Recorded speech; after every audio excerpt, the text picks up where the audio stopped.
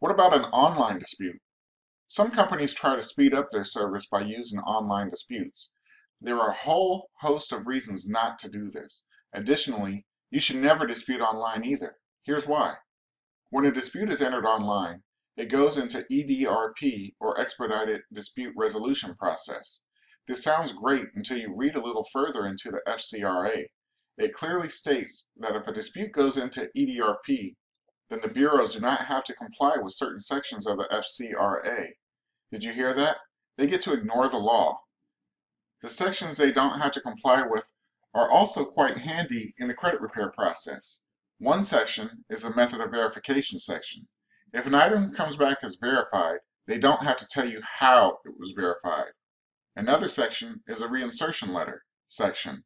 Usually, if an item is deleted, there are steps the Bureau must follow in order to be able to reinsert that item.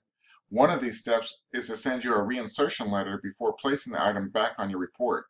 The simple cost of creating and sending this letter drastically limits the amount of reinserted items. If an item is processed under EDRP, this letter is no longer required. They can just put the item back whenever they get good and ready. So just take our advice. Don't dispute online.